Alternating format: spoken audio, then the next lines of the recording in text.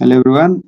आज हामी ब्रिज कोर्सको लागि एकदमै इम्पोर्टेन्ट एमसिक्यू प्रब्लमहरू डिस्कस गर्न गइरहेछौँ र यो प्रब्लम्सहरू चाहिँ तपाईँहरूले आफ्टर एसएलसीको ब्रिज कोर्स त्यसै गरी नर्सिङ एचए र अदर इन्टरमिडिएट लेभल्सहरू जस्तै टियु केयु पियु र सिटिपिटीको एक्जाम्सहरूको लागि एकदमै धेरै इम्पोर्टेन्ट छ है।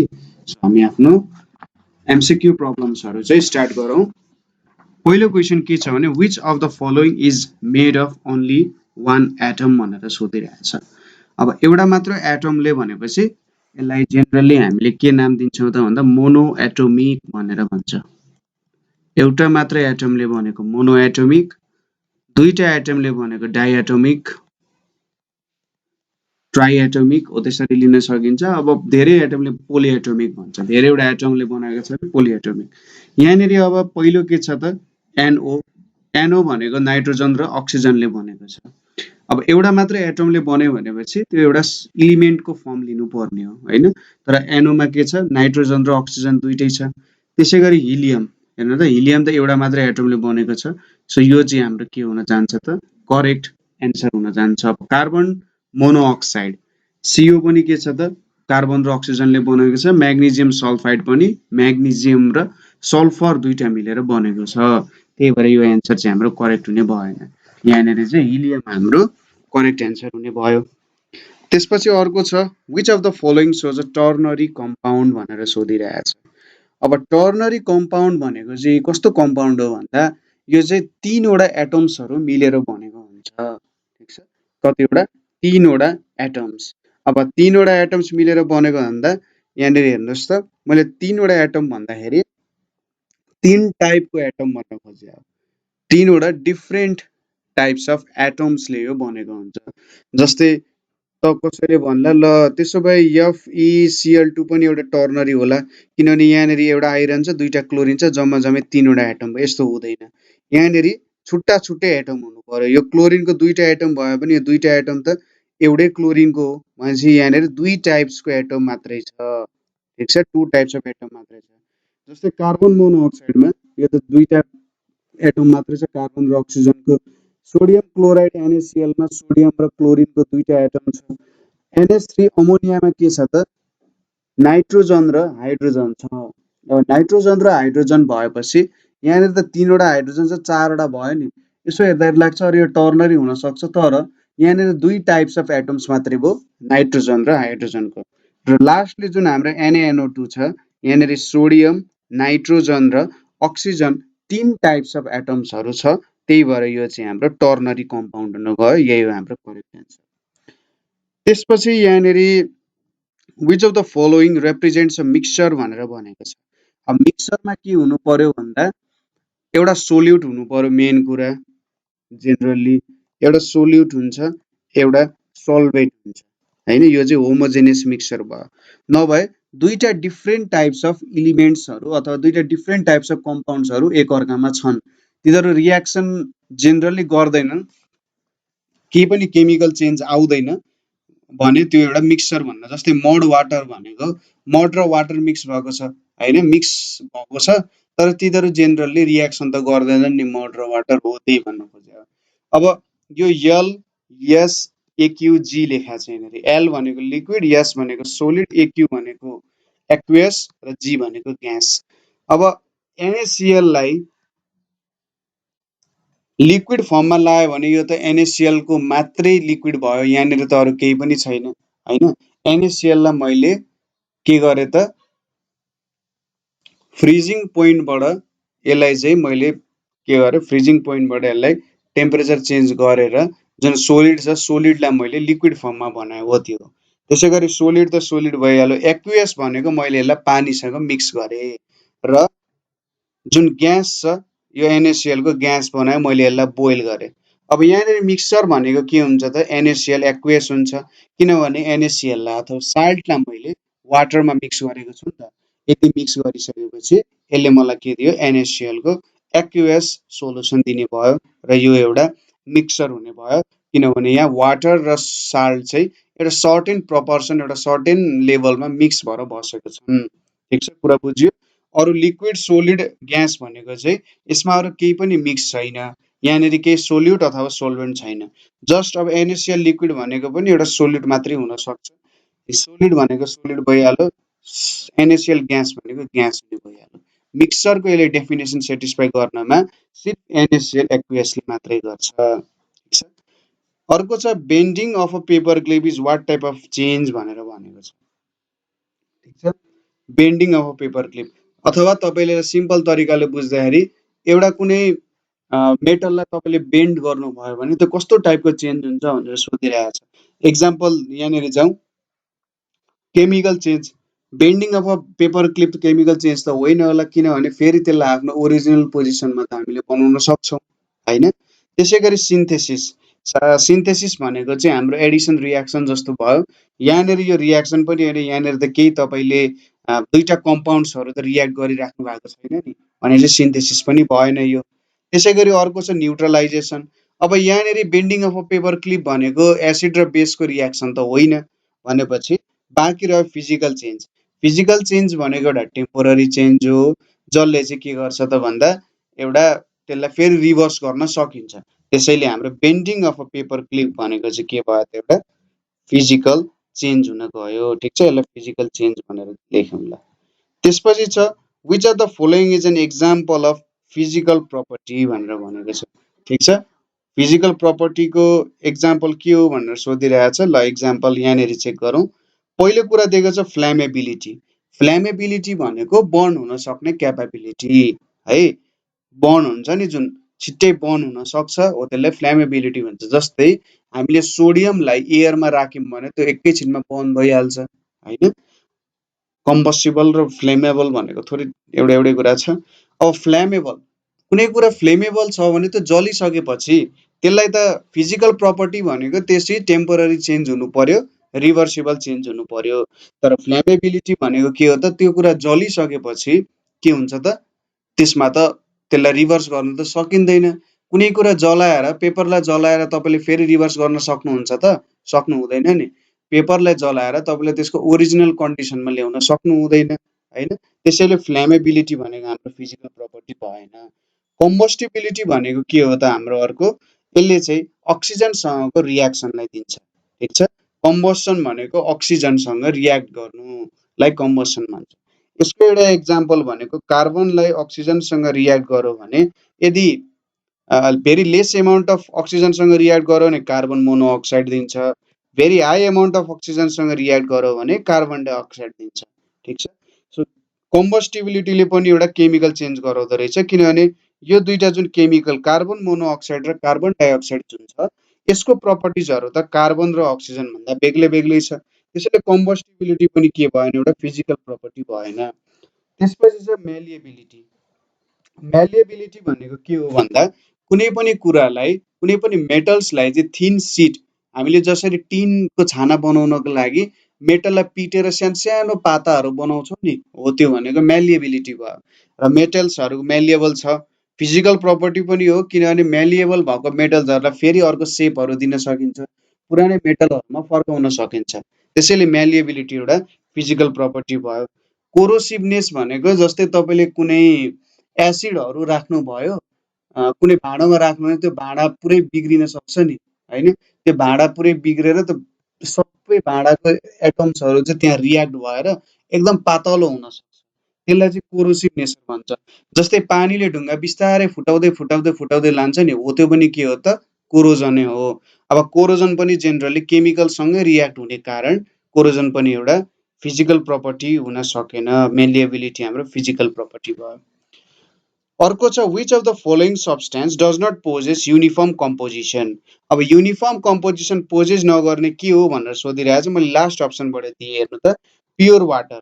प्योर वाटरमा त सबै के हुन्छ त वाटर मोलिक्युल्सहरू हुन्छ। मजाले एउटा भाँडामा हाल्यौँ भने सबै मोलिक्युल्सहरू मजाले भाँडामा बसिरहेको हुन्छ नि, हो त्यो भनेको के भयो, त्यहाँनिर युनिफर्म कम्पोजिसनमा छ। जतातिर तपाईँले सपोज तपाईँले एउटा चम्ची लिनुभयो, चम्ची लिएर एक चम्चा निकाल्नुभयो होइन, ठ्याक्कै प्रत्येक चम्चीमा एक एक चम्ची निकाल्नु भयो भने उत्तिकै वेटको निकाल्नु भने त्यहाँनिर त्यति नै एटम्स हुन्छन्, सबैमा उत्तिकै नम्बर अफ एटम्स छ, प्योर वाटर हुन्छन्। त्यसैले यसमा युनिफर्म कम्पोजिसन छ, त्यसैले हाम्रो एन्सर भएन। त्यसै गरी हिलियम ग्यास मात्रै लिनुभयो तपाईँले, हिलियम ग्यास मात्रै लिनुभयो भने पनि यसमा त युनिफर्म कम्पोजिसन छ, सबैतिर हिलियम ग्यासै हुन्छ। र तपाईँले एउटा certain volume of helium gas लिनुभयो भने त्यहाँनेरि के हुन्छ त हिलियम ग्यास मात्रै आउँछ र उत्तिकै भ्यालु हुन्छ, सबैतिर उत्तिकै भ्यालु हुन्छ। त्यसै गरी साल्ट कम्पोजिसन, साल्ट वाटरको कम्पोजिसनमा तपाईँले चिनी घोल्नुभयो, चिनी घोलेर अथवा नुन घोलेर के गर्नुभयो त एक चम्चा नुन चाख्नुभयो, फेरि अर्को चम्चा नुन लिएर चाख्नुभयो भने त्यसमा उत्तिकै नुनिलो हुन्छ आखिरी, होइन त? उत्तिकै नुनिलो भएपछि यहाँनेरि यसमा पनि युनिफर्म कम्पोजिसन हुने भयो, नन युनिफर्म कम्पोजिसन छैन। त्यसैले यो पनि हाम्रो एन्सर भएन। र हाम्रो अर्को छ स्यालेड। स्यालेड भनेको अब बन्दाकोपी, टमाटर, कचाकुचुक कुराहरू हुन्छ नि, हो त्यो एकै ठाउँमा मिक्स गर्ने। तपाईँले पहिलोचोटि एक चम्चा स्यालेड खाँदा होइन अलिकति अमिलो छ जस्तो लाग्छ, अर्कोचोटि खोर्सानी टोक्नुहुन्छ होला, होइन? अर्कोचोटि अब के अरू कुरा टोकिएला। त्यसैले स्यालेडमा के भयो त युनिफर्म कम्पोजिसन त भएन, होइन? त्यसमा युनिफर्मली सबै कुरा मिक्स भएको छैन। एक तरिकाले हेर्दा सबै कुरा युनिफर्म जस्तो देखिन्छन्, तर हामीले केमिस्ट्रीको भाषामा हेर्दाखेरि त त्यसमा सबै ठाउँमा इक्वल नम्बर अफ सेम टाइपको इलिमेन्ट्स त छैन नि त। त्यसैले यो के भयो त हाम्रो एन्सर हुने भयो, यसमा चाहिँ युनिफर्म कम्पोजिसन हुँदैन। त्यसपछि छ which type of matter contains of two or more substances that are chemically combined भनेर भनिरहेछ। अब यहाँनिर के भन्यो, कस्तो म्याटर छ जसमा चाहिँ दुईटा कम्पाउन्ड्स अथवा दुईटा सब्सटेन्सेसहरू केमिकल्ली कम्बाइन्ड भनिरहेछ है, केमिकल्ली कम्बाइन्ड हुने। पहिलो छ इलिमेन्ट्स। इलिमेन्ट्सको डिफिनेसनले के भन्छ भन्दा यो एउटा प्योर सब्सटेन्स हो जसमा चाहिँ एक प्रकारको मात्रै के हुन्छ त एटम्सहरू हुन्छ। जस्तै गोल्डको इलिमेन्ट भन्यो मैले त्यहाँनिर गोल्डको मात्रै एटम्स हुन्छ, सिल्भर मात्रै भन्यो भने त्यहाँनिर सिल्भरको मात्रै एटम्स हुन्छ, ठिक छ? त्यसैले यहाँनिर त पहिलो कुरा टु अर मोर सब्सटेन्सेस नै भएन भने चाहिँ यो हाम्रो डिफिनेसनमा आएन। त्यसपछि छ कम्पाउन्ड्स। कम्पाउन्ड्स भनेको पनि एउटा प्योर सब्सटेन्स हो जुनमा two or more than two different types of atoms हुन्छ। र यो हाम्रो यति डिफिनेसन त आयो, टु अर मोर सब्सटेन्सेस भन्ने कुरा त यसले सेटिस्फाई गर्यो, होइन? यति सेटिस्फाई गरिसकेपछि केमिकल्ली कम्बाइन्ड। अब कम्पाउन्डको एउटा नेचर के हो भन्दा सपोज H2 प्लस O2 गर्यो भने यसले मलाई H2O दिन्छ। अब यहाँनिर H2 र O2 केमिकल्ली कम्बाइन्ड भएर नयाँ सब्सटेन्स H2O बनाएको छ। र यो H2O भनेको चाहिँ के हो त नयाँ कम्पाउन्ड हो जसको प्रपर्टी हाइड्रोजन र अक्सिजनको भन्दा नितान्त भिन्नै छ, डिफ्रेन्ट प्रपर्टी छ। त्यसैले कम्पाउन्ड हाम्रो एन्सर हुन सक्यो, ठिक छ? मैले यसलाई राइट गरेँ। मिक्सचर, मिक्सचरमा टु अर मोर सब्सटेन्सेस हुन्छ तर यिनीहरू केमिकल्ली कम्बाइन्ड हुनुपर्छ भन्ने छैन, होइन? जस्तै मड र वाटर, मैले अघिदेखि एक्जाम्पल दिइरहेको छु। मड र वाटर गऱ्यो भने त्यहाँनिर टु अर मोर सब्सटेन्सेस त छ तर तिनीहरू केमिकल्ली कम्बाइन्ड छैनन्। त्यसै गरी सोलुसनमा salt plus water, salt plus वाटरमा पनि दुईटा सब्सटेन्सेसहरू छ तर के छ त यहाँनिर केमिकल्ली कम्बाइन्ड भएको छैनन्, होइन? साल्ट र वाटर केमिकल्ली कम्बाइन्ड भएको हुँदैन। त्यसैले हाम्रो यहाँको एन्सर चाहिँ के हुने भयो त बीको एन्सर बी हुने भयो जुन चाहिँ कम्पाउन्ड छ, ठिक छ?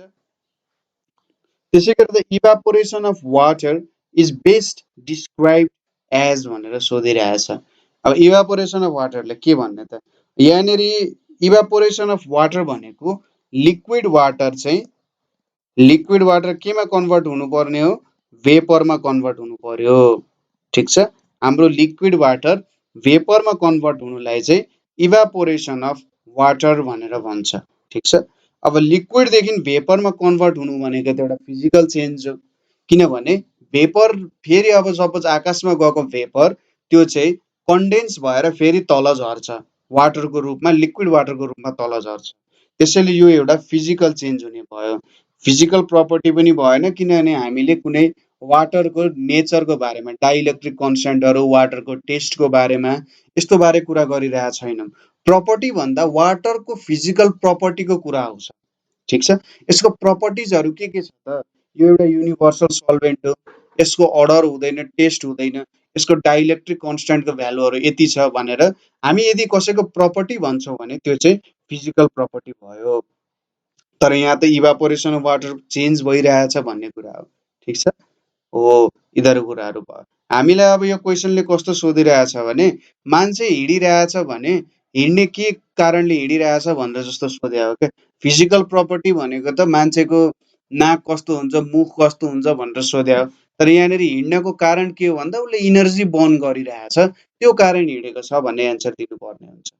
अर्को छ one example of changing a substance chemically भनेर सोधिरहेछ। ठिक छ, केमिकल्ली चेन्ज हुने सब्सटेन्स भनेको जस्तै मेकिङ वायर्स फ्रम मेटल, यो भनेको त एउटा डक्टिलिटीको प्रपर्टी हो होइन, यो त डक्टिलिटीको प्रपर्टी हो। डक्टिलिटी भनेपछि त अब यो एउटा फिजिकल चेन्ज हो, मैले डक्टाइल वायरलाई फेरि जोडेर फेरि पुरानै ओरिजिनल वायर बनाउन सक्छु। त्यसै गरी बोइलिङ वाटर भनेको तपाईँले लिक्विड वाटरलाई ग्यासमा चेन्ज गर्नुभयो, भर्खरै माथिको क्वेसनमा यसलाई फिजिकल चेन्ज भनिसक्यौँ। त्यसै गरी फिल्टरिङ साल्ट वाटरलाई फिल्टर गरे पनि के भयो त आखिर यहाँनिर केमिकल चेन्ज त आएको छैन, जस्तो सब्सटेन्स छ त्यस्तै छ।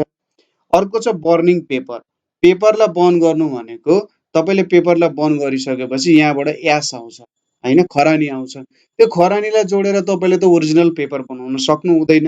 त्यसैले हाम्रो अरू सबै एन्सर रङ भयो, सिर्फ ए नम्बरको एन्सर करेक्ट भयो जुन चाहिँ बर्निङ पेपर हो, यो चाहिँ हाम्रो के हो त केमिकल चेन्ज हो।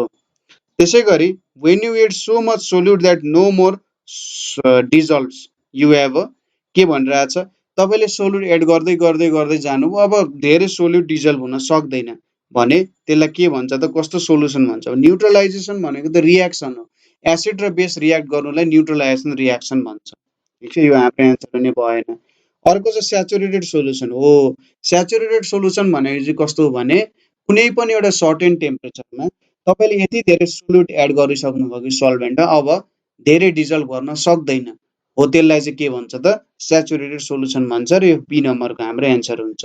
अनस्याचुरेटेड भनेपछि त्यहाँनिर अझै सोल्युट तपाईँले डिजल्भ गर्न सक्नुहुन्छ, त्यसलाई के भन्छ त अनस्याचुरेटेड सोल्युसन भनेर भन्छ। ठिक छ, त्यसै गरी liquid mixture in which particles can be seen easily separated by settling or filtration is a, so यसले के सोधिरहेछ भन्दा कुनै पनि एउटा मिक्सचर छ, त्यो मिक्सचरमा चाहिँ तपाईँले सोल्युटहरू अथवा त्यहाँ हुने पार्टिकल्सहरू सजिलै देख्न सक्नुहुन्छ भने त्यो कस्तो टाइपको मिक्सचर हो र त्यसलाई चाहिँ फिल्ट्रेसनको मेथडद्वारा पनि सेपरेट गर्न सकिन्छ भनिरहेछ हो।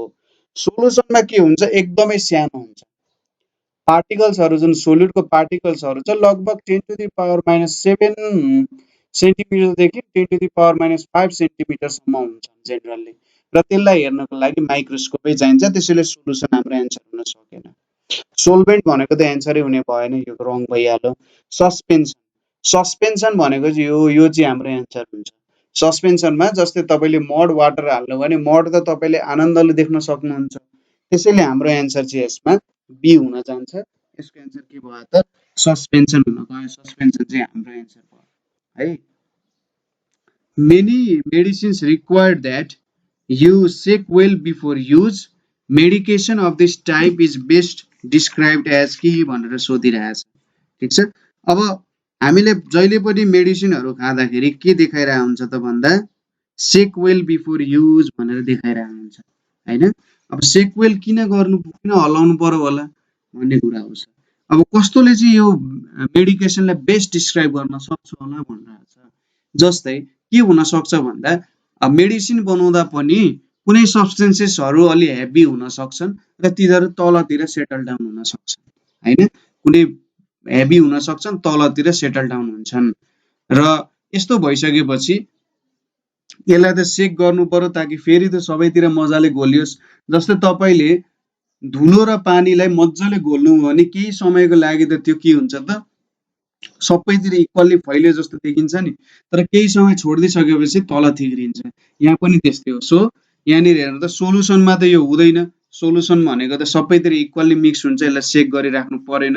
कोलोइड पनि के हुन्छ त लगभग इक्वल्ली डिस्ट्रिब्युट भइरहेको हुन्छ, सोल्युसन भन्दा अलिक कम हुन्छ, तर बिचको कुरा हो। होमोजेनियस मिक्सचर भनेपछि एउटा सोल्युसन पनि होमोजेनियस मिक्सचर भयो, कोलोइड हाम्रो एन्सर हुने भएन, होमोजेनियस पनि हुने भएन।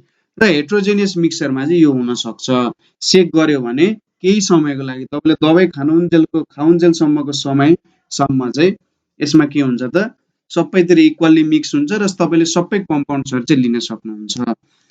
A pure substance made of only one type of atom can be best described as, कुन चाहिँ प्योर सब्सटेन्स एकै प्रकारको मात्रै कम्पाउन्डले एटमले बनाएको हुन्छ त भन्दा इलिमेन्ट चाहिँ एक प्रकारको मात्रै एटमले बनेको हुन्छ। ठिक छ, त्यसपछि छ which phase of matter has the list amount of potential and kinetic energy भनेर सोधिरहेछ। ठिक छ, कुन फेज अफ म्याटरमा चाहिँ लिस्ट पोटेन्सियल र किनेटिक इनर्जी हुन्छ। जस्तै काइनेटिक इनर्जी धेरै हुन सक्नु भनेको, पोटेन्सियल इनर्जी धेरै हुन सक्नु भनेको के हो त? काइनेटिक इनर्जी धेरै हुन सक्नु भनेको त्यो मोलिक्युल्सहरू एकदम छिटो मुभ गरिरहेछन्। ठिक छ, मोलिक्युल्सहरू एकदम छिटो मुभ गरिरहेछन् भने तिनीहरूको काइनेटिक इनर्जी धेरै हुन्छन्। र अर्को कुरा, पोटेन्सियल इनर्जी धेरै हुनुको मतलब त्यो मोलिक्युल्सहरू चाहिँ अलिकति टाढा छ एकअर्का भन्दा। ठिक छ, मोलिक्युल्सहरू एकअर्का भन्दा टाढा भयो भने त्यति बेला तिनीहरूको चाहिँ धेरै पोटेन्सियल इनर्जी हुन सक्छ हैन हो। र यसलाई चाहिँ के भनिन्छ त भन्दा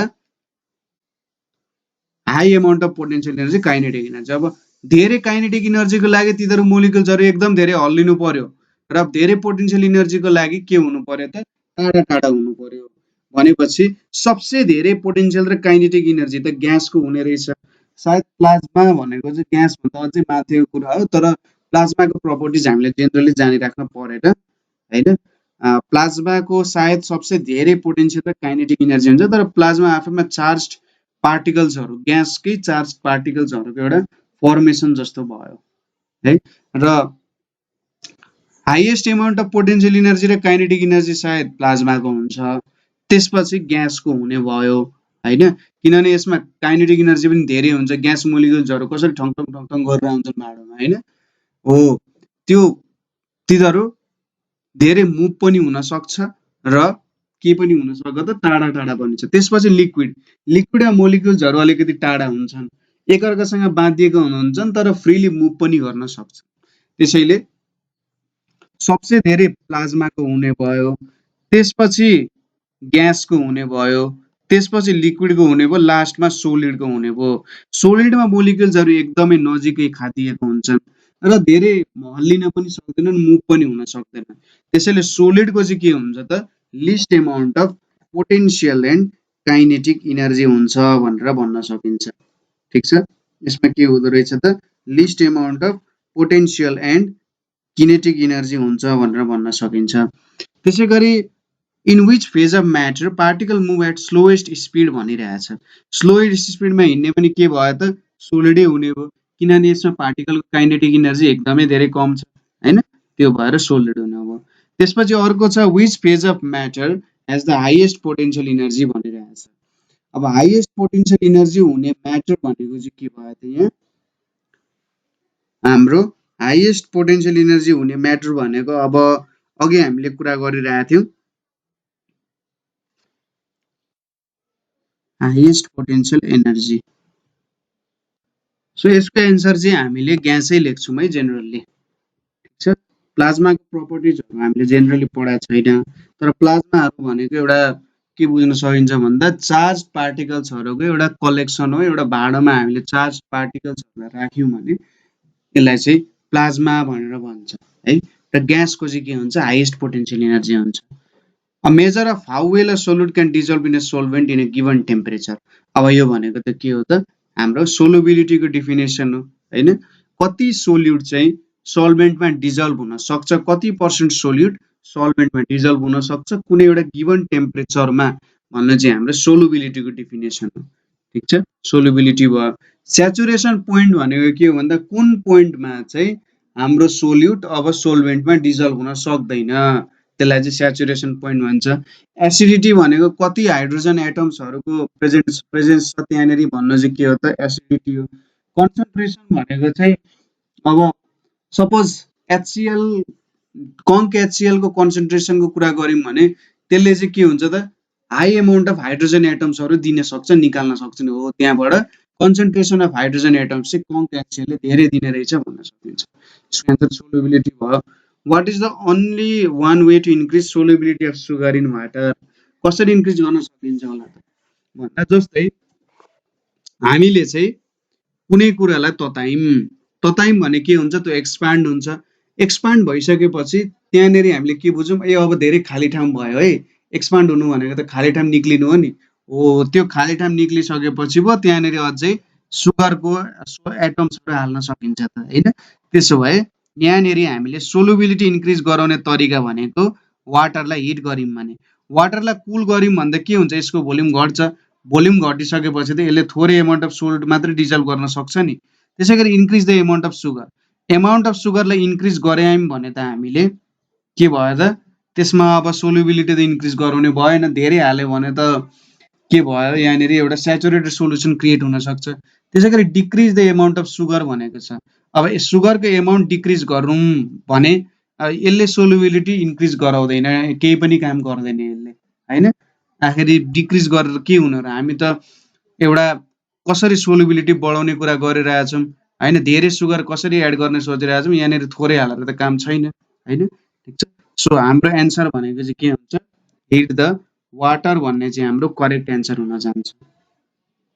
यसपछि छ when a solute is added to the solvent the freezing point of solution। ठिक छ।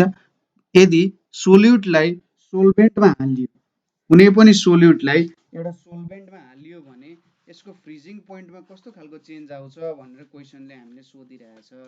ठिक छ।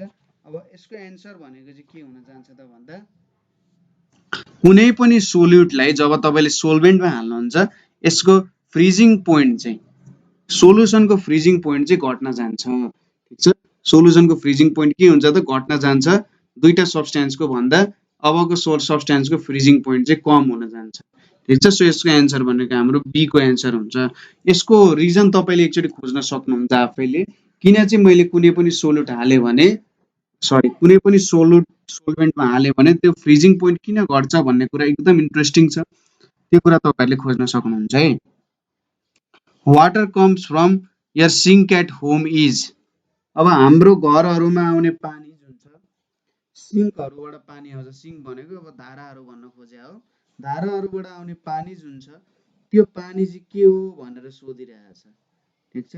अब सोल्युट हो कि सल्भेन्ट हो कि के हो भनेर यसले सोधिरहेछ। सो के होला त यसको एन्सर भन्दा, जस्तै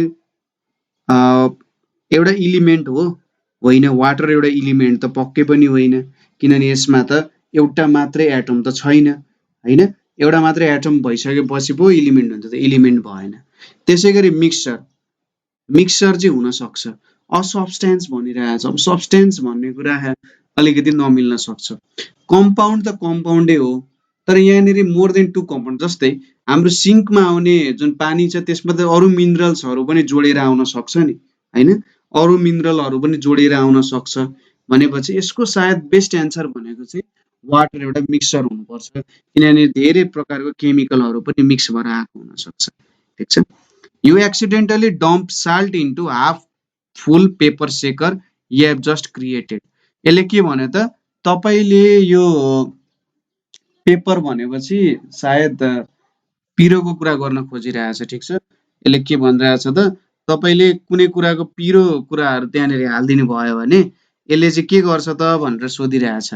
एउटा चिनी चाहिँ, सरी चिनी अरे, नुन चाहिँ तपाईँले एउटा पिरो भएको भाँडोमा हाल्नु भयो भने यसले चाहिँ के क्रिएट गर्छ भनेर सोधिरहेछ। सो तपाईँले खुर्सानी र नुनलाई एकै ठाउँमा राख्नु भयो भने यसले एउटा के क्रिएट गर्छ, मिक्सचर क्रिएट गर्छ। सोल्युट त पक्कै होइन, मिक्सचर हो। सोल्युसन पनि क्रिएट गर्दैन यहाँनिर, किनभने दुईटा इक्वली डिस्ट्रिब्युट हुँदैन। ब्ल्याक होल त पक्कै पनि क्रिएट गर्दैन यसले। सो हाम्रो एन्सर भनेको मिक्सचरै हुन जान्छ। The most common solvent found on earth is, त्यो त सबैलाई थाहा छ के हो त, वाटरै हो। त्यसै गरी mixture that contents only one substance लाई चाहिँ के भन्छ त, इलिमेन्ट भनेर भन्छ, किनभने एउटा मात्र सब्स्टेन्स हुने मिक्सचर भनेको त इलिमेन्ट हुन्छ। कम्पाउन्डमा पनि मोर देन 2 सब्स्टेन्सेस हुन्छ। होमोजेनियस मिक्सचर, हेट्रोजेनियस मिक्सचर सबैमा मोर देन 2 सब्स्टेन्सेस हुन्छ, त्यसैले यो भएन। त्यसै गरी general formula of alkyl group, alkyl group भनेपछि हाम्रो स्याचुरेटेड हाइड्रोकार्बनलाई चाहिँ अल्काइल ग्रुप भनेर भन्छ, र स्याचुरेटेड हाइड्रोकार्बनको फर्मुला भनेको CnH2n+2 हो। अब अल्काइल ग्रुप भनेको मैले यो स्याचुरेटेडबाट एउटा हाइड्रोजन हटाएँ भने त्यसले अल्काइल ग्रुप दिन्छ मलाई भनेपछि फर्मुला CnH2n+1 हुन जान्छ। सो यसको एन्सर CnH2n+1 हुन्छ। त्यसै गरी अर्को छ molecular weight of heavy water भनिरहेछ। Molecular weight of heavy water, हाम्रो ओरिजिनल वाटर H2O को वेट भनेको कति हुन्छ, 2 × 1 + 16, अक्सिजनको एटोमिक वेट 16, एउटा हाइड्रोजनको 1, यो 2 भयो भने चाहिँ 18 भयो। अब molecular weight of heavy water, heavy water भनेपछि यहाँनिर हामीले के बुझ्नु पर्यो त, molecular weight of heavy water भन्छ ड्युटेरियम। ड्युटेरियम भनेपछि यसको एटोमिक वेट भनेको 2 हुन्छ, ठिक छ। ड्युटेरियमको एटोमिक वेट 2 हुन्छ। हाम्रो ओरिजिनल हाइड्रोजनको वेट 1 थियो, ड्युटेरियमको 2 हुन्छ भनेपछि 2 × 2 + 16 हुन्छ, यसको मतलब 20 आउँछ।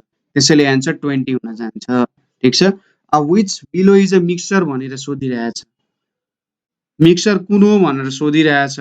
यहाँनिर अब कार्बन मोनोअक्साइड पनि मिक्सचर होइन, यो त एउटै कम्पाउन्ड भयो।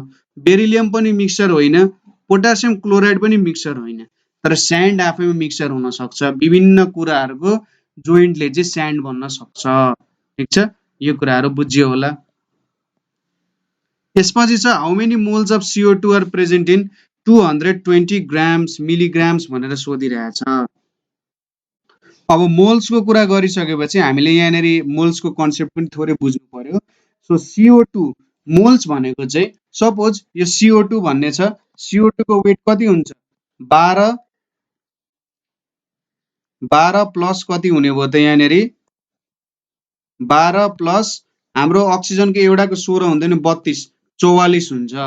यो चाहिँ हाम्रो CO2 को मोलिकुलर वेट भयो। अब 44 लाई मैले ग्राम लेखेँ, 44 लाई मैले ग्राम लेखेँ र ग्राम लेखेर मैले यसमा के लेख्छु त, यसमा 1 मोल हुन्छ, ठिक छ। यदि मैले कुनै पनि कुराको मोलिकुलर वेट लेखेँ र त्यो मोलिकुलर वेटलाई ग्राममा एक्सप्रेस गरेँ भने त्यसले मलाई 1 मोल दिन्छ, ठिक छ। अनि यहाँनिर क्वेसनमा के सोधिरहेछ, 220 मिलिग्राम भनिरहेछ। सो 44 ग्राममा 1 मोल हुन्छ हैन, 44 ग्राममा 1 मोल हुन्छ। 1 ग्राममा यसरी गर्न सकिन्छ होला, ठिक छ। अब यसमा हामीले सल्भ गर्ने कसरी गर्थ्यौं त भन्दा 44 ग्राममा 1 मोल हुन्छ है। अब यहाँनिर त 220 मिलिग्राम छ, त्यसलाई हामीले सुरुमा 44 ग्रामलाई मिलिग्राममा लगाउँ, अथवा तपाईले चाहिँ 220 मिलिग्रामलाई ग्राममा लादा पनि हुन्छ। 44 ग्राम भनेको 44,000 मिलिग्राम हुन्छ र यो भनेको 1 मोल भयो, ठिक छ। त्यसपछि 1 मिलिग्राम भनेको कति मोल हुन्छ, 1/44,000 मोल हुन जान्छ। अब 220 मिलिग्राम छ, 220 मिलिग्राम भनेको 220 डिवाइडेड बाइ 44,000 मोल हुन्छ, यो भनेको 0.005 मोल आउँछ। अब यहाँनिर एन्सर हेर्नुहोस् त, हाम्रो कतै पनि 0.005 छैन। कहिलेकाहीँ एमसीक्यू क्वेसनहरूमा यस्तो खालको इररहरू पनि आउन सक्छ। त्यति बेला तपाईले चाहिँ के गर्नु पर्यो भने यहाँनिर दिएको कुनै पनि अप्सन मिलेन हैन, अप्सन मिलेन, त्यही भएर यो एन्सर हो भनेर ठ्याक्कै तपाईले 1 लाइनमा यस्तो अलिकति प्रोसेस देखाएर यस्तो खालको प्रोसेस हुन्छ र यहाँनिर एन्सर मिलेन भनेर करेक्ट एन्सर चाहिँ यो हुन्छ भनेर पनि लेख्न सक्नुहुन्छ है। त्यो छुट पनि तपाईलाई दिएको हुन्छ एक्जाममा, ठिक छ। यसपछि अर्को क्वेसन छ, what is the percentage of water in hydrated calcium hydroxide भनेर सोधिरहेछ। हाइड्रेटेड क्याल्सियम हाइड्रोक्साइड छ र त्यहाँनिर वाटरको पर्सेन्टेज कति छ भनेर सोधिरहेछ। एकदम सिम्पल क्वेसन, CaCl2.2H2O दिएको छ यहाँनिर है, CaCl2.2H2O दिएको छ। यहाँनिर दुईटा वाटरको मोलिक्युल्स छ, एउटा क्याल्सियम क्लोराइडको मोलिक्युल छ है।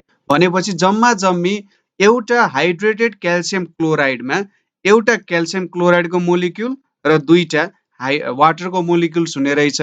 सो जम्मा जम्मी मैले सेपरेटली मोलिक्युल्सहरू हेरेँ भने 3 वटा मोलिक्युल्स हुँदो रहेछ। यहाँबाट कति पर्सेन्ट चाहिँ हाम्रो वाटर छ भनेर भन्दा तीनटा मोलिक्युलमा दुईटा मोलिक्युल वाटर छ भने चाहिँ 2/3 × 100% गर्नु पर्यो मैले।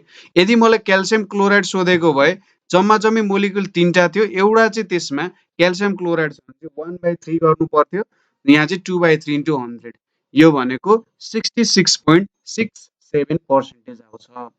यहाँनिर अर्को क्वेसन छ, which one is a physical change भनेर सोधिरहेछ। फिजिकल चेन्ज भनेपछि त्यहाँ एउटा टेम्पोररी चेन्ज हुनु पर्यो, ठिक छ, टेम्पोररी चेन्ज। अब burning of C in air भनेको कार्बन एयरमा बर्न हुनुको मतलब कि यसले कार्बन मोनोअक्साइड बनाउँछ कि यसले कार्बन डाइअक्साइड बनाउँछ, दुईटामा एउटा बनाउँछ। त्यसै गरी burning of sulphur in air, दोस्रो अप्सनमा burning of sulphur in air छ, त्यो भएर यहाँनिर अब सल्फर एयरमा बनाउँदा सल्फर डाइअक्साइड बनाउँछ, यो पनि भएन। त्यसै गरी conversion of white phosphorus into red, white फोस्फोरसलाई रेडमा बनाउँदाखेरि पनि यसमा केमिकल चेन्ज आउँछ, त्यसैले यो पनि भएन। हिटिङ अफ वाटर जुन छ, हिटिङ अफ वाटर भनेको एउटा फिजिकल चेन्ज हो, किनभने हामी वाटरलाई कि त सोलिडबाट लिक्विड बनाउँदैछौँ, लिक्विडबाट ग्यास बनाउँदैछौँ, र फेरि त्यसलाई त हामीले उल्टो चेन्ज पनि गर्न सकिन्छ, त्यही भएर यो चाहिँ के भयो त फिजिकल चेन्ज भयो। त्यसै गरी नेक्स्ट छ what is the empirical formula for a compound which contains 16.67% hydrogen and 83.3% carbon. ठिक छ, त्यहाँनिर 83.3% चाहिँ कार्बन छ र 16.67% चाहिँ हाइड्रोजन छ। यहाँबाट तपाईँले के देख्न सक्नुहुन्छ, अप्सनहरू हेर्नुहोस्, अप्सनहरू अलि त्यस्तै दिएको छ। सिम्पली के बुझ्न सक्नुहुन्छ भनेपछि मेरो जुन कम्पाउन्ड छ त्यो कम्पाउन्डमा कार्बनको नम्बर अभियसली धेरै हुनुपर्छ हाइड्रोजनको भन्दा, त्यसैले सुरुमा तपाईँले के गर्न सक्नुभयो भने कार्बन भन्दा हाइड्रोजनको नम्बर जहाँ धेरै छ त्यो तपाईँको एन्सर हुने भएन, किनभने 16.67% मात्रै हाइड्रोजन छ, 83.3% त कार्बन छ, त्यसैले अप्सन डी तपाईँको करेक्ट हुने भएन। ठिक छ, यो एउटा कुरा भयो। त्यसै गरी अप्सन बी पनि तपाईँको करेक्ट हुने भएन, अप्सन बी पनि तपाईँको राइट हुने भएन, किनभने हाइड्रोजनको नम्बर धेरै छ। त्यसपछि आउँछ C5H र C3H2। अब C5H मा चेक गरौँ, 5वटा कार्बन छ, एउटा हाइड्रोजन छ भने 6वटा एटम्स छ। अब हाइड्रोजनको नम्बर चेक गर्नु पर्यो भने, पर्सेन्टेज चेक गर्नु पर्यो भने 1/6 इन्टु 100% गर्न सकिन्छ, 2 3 जा 6, यहाँनिर 50 आइपुग्यो, 16.67% आउँछ यो भनेको। 16.67% हाइड्रोजन, अक्सिजन कार्बन त मिल्ने भइहाल्यो, यसमा माइनस त गरिदिने हो, त्यसैले ए हाम्रो एन्सर हुने भयो। सी हाम्रो एन्सर हुनेवाला थिएन, किनभने कार्बनको पर्सेन्टेज एकदमै धेरै छ होइन, तर यहाँ त दुईटा हाइड्रोजन 3टा कार्बन छ भनेपछि यसले पनि हामीलाई करेक्ट एन्सर चाहिँ दिनेवाला थिएन है। सो आज हामीले केही एमसिक्यू 30वटा जति एमसिक्यू क्वेसनहरू गर्यौँ र त्यसलाई सल्भ गर्ने मेथडहरू पनि हेऱ्यौँ। यस्तो टाइपको प्रब्लम्सहरूमा हामीले यो मेथडहरू युटिलाइज गर्यौँ भने जेनरली हामीले हिट एन्ड ट्रायलको मेथड युज गरिरहेको हुन्छौँ।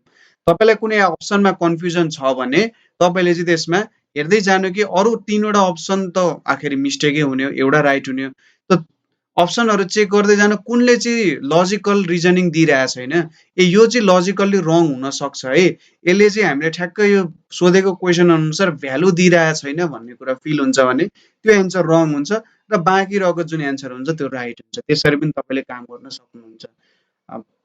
जेनरली तपाईँलाई थाहा भयो भने त ठ्याक ठ्याक ठ्याक गर्दाखेरि राइट हुन्छ, केमिस्ट्री त्यस्तै छ, तर थाहा भएन भने त्यसरी पनि तपाईँले काम गर्न सक्नुहुन्छ। सो आजको लागि यति नै, अरू प्रब्लम्सहरू लिएर हामी अर्कोचोटि आउँछौँ। So thank you for watching.